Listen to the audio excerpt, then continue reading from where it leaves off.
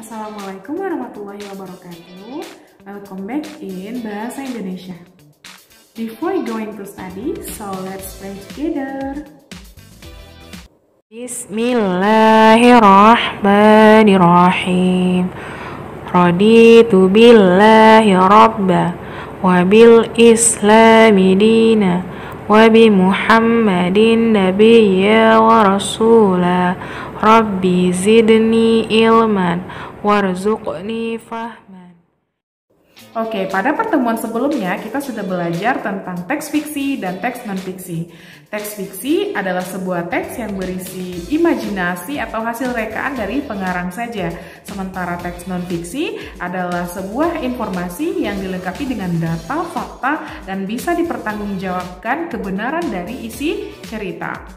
Oke, sekarang kita akan berpindah kepada teks fiksi yang berupa hasil rekan atau imajinasi dengan menitik beratkannya kepada unsur yang membangun sebuah teks fiksi.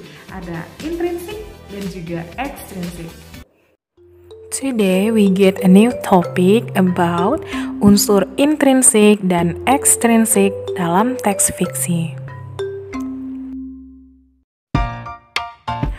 Oke, hari ini ada 3 hal yang akan kita lakukan. Yang pertama, memahami apa itu unsur intrinsik cerita. Yang kedua, memahami apa itu unsur ekstrinsik di dalam cerita. Dan yang terakhir, kita akan sama-sama membaca sebuah cerita fiksi tentang batu menangis. Hikmah itu adalah milik orang beriman yang hilang. Karena itu, di mana saja kamu menemukannya, maka ambillah. Hadis riwayat Tirmizi.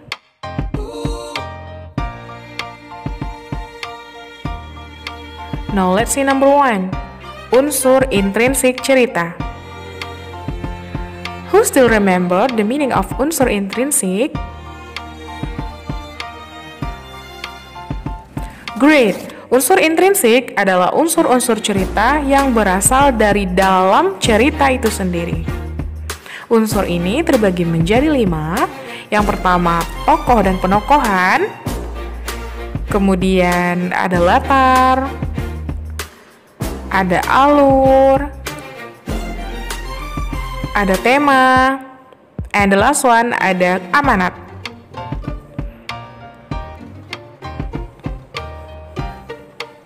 Yang pertama, tokoh dan penokohan, atau penokohan itu disebut juga dengan sifat tokoh. Tokoh adalah orang-orang yang diceritakan atau terlibat dalam suatu peristiwa. Sedangkan penokohan adalah sifat-sifat atau watak dari para tokoh. Ingat, tokoh itu orangnya, sementara penokohan adalah sifatnya. Berdasarkan penokohannya, tokoh itu dibedakan lagi menjadi beberapa bagian. Ada tokoh utama, ada tokoh pendukung. Nah, tokoh utama ini juga terbagi menjadi 2. Ada tokoh protagonis dan tokoh antagonis. Nah, sekarang kita lihat penjelasannya ya tentang bagian tokoh. Tokoh utama adalah tokoh yang paling sering muncul dalam cerita atau tokoh yang menjadi titik fokus permasalahan di dalam cerita tersebut. Kemudian tokoh pendukung adalah tokoh yang sedikit kemunculannya di dalam cerita. Nah, itu yang disebut dengan tokoh pendukung. Sekarang kita lihat perbedaan antagonis dan protagonis. Kalau tokoh protagonis adalah tokoh yang mendukung cerita dan biasanya berwatak baik dan disukai para pembaca. Sementara tokoh antagonis itu tokoh yang menjadi penentang di dalam cerita itu. Umumnya berwatak jahat dan dibenci oleh pembaca. Itu dia prota. Next, pada bagian latar adalah informasi mengenai waktu, suasana, dan tempat cerita tersebut terjadi. Adanya latar dapat memberikan sensasi cerita nyata bagi yang mendengar atau membaca cerita tersebut. Next, alur. Alur adalah urutan peristiwa yang membentuk cerita. Ingat, alur urutan peristiwa. Nah, alur juga terbagi menjadi beberapa bagian. Ada bagian awal, yaitu pemaparan awal cerita. Kemudian bagian tengah berisi konflik yang terjadi. Dan bagian akhir berisi penyelesaian konflik. Ada 3, awal, tengah, dan akhir. Yang keempat yaitu tema. Tema adalah gagasan pokok yang menjadi permasalahan yang mendasari isi sebuah cerita fiksi. Biasanya tema dari suatu cerita rekaan tercermin dari judul cerita fiksi tersebut. Dari judulnya saja kita sudah tahu, oh ini temanya. Terakhir adalah amanat. Amanat adalah pesan moral, yaitu nilai-nilai yang ingin disampaikan agar pembaca mendapat pelajaran dari cerita tersebut.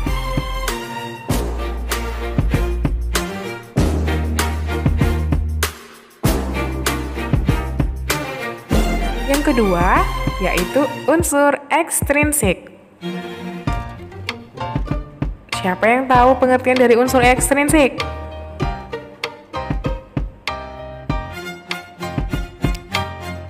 Good job. Unsur ekstrinsik adalah unsur-unsur cerita yang berasal dari luar cerita itu sendiri.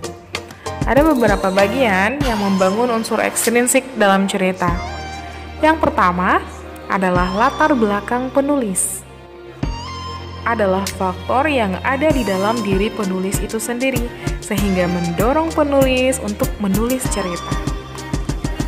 Yang kedua, latar belakang masyarakat.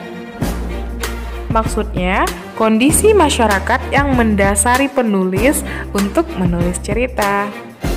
Dan yang terakhir adalah nilai yang terkandung di dalam cerita. Ada nilai agama, nilai sosial, nilai moral, dan nilai budaya. Nah, ini yang menjadi unsur pembentuk cerita itu dari luar. Oke, the last part of this video, kita akan membaca suatu cerita fiksi yang berjudul Batu Menangis. So, check it out. Batu Menangis. Dahulu kala, di bukit kecil di Kalimantan Barat, hiduplah seorang janda yang sangat miskin bersama anak gadisnya. Anak gadisnya sangat cantik, namun sayangnya ia memiliki sifat yang buruk. Gadis itu amat pemalas dan manja. Ia tidak pernah membantu ibunya melakukan pekerjaan rumah. Suatu hari, anak gadis itu diajak ibunya turun ke desa untuk berbelanja. Ketika mereka mulai memasuki desa, orang-orang desa memandangi mereka. Warga desa begitu terpesona melihat kecantikan anak gadis itu. Sedangkan di belakangnya ada sang ibu dengan gaya yang sangat dekil dan sederhana. Di antara orang yang melihatnya, ada seseorang yang mendekat dan bertanya kepada gadis itu, "Hai gadis cantik, apakah yang berjalan di belakang itu ibumu?" Namun, apa jawaban anak gadis itu? "Bukan," katanya dengan angkuh. "Ia adalah pembantuku." Begitulah setiap gadis itu bertemu dengan seorang di sepanjang jalan yang menanyakan perihal ibunya. Selalu begitu jawabannya. Ibunya diperlakukan sebagai pembantu. Kemudian si ibu berdoa, "Ya Tuhan, hamba tak kuat menahan hinaan ini. Anak kandung hamba begitu teganya mempermalukan diri hamba. Ya Tuhan, hukumlah anak durhaka ini, hukumlah dia." Atas kekuasaan Tuhan yang Maha Esa, perlahan-lahan tubuh gadis durhaka itu berubah menjadi batu. "Oh ibu, ibu, ampunilah saya, ampunilah kedurhakaan anakmu selama ini." Anak gadis itu terus meratap dan menangis memohon kepada ibunya. Akan tetapi, semua telah terlambat. Seluruh tubuh gadis itu akhirnya berubah menjadi batu. Oke, this is time to your test. Setelah kita membaca teks fiksi yang berjudul Batu Menangis tadi, maka kita akan menentukan unsur intrinsik dari cerita tersebut. Yang pertama, siapa tokoh utama dan tokoh pendukung?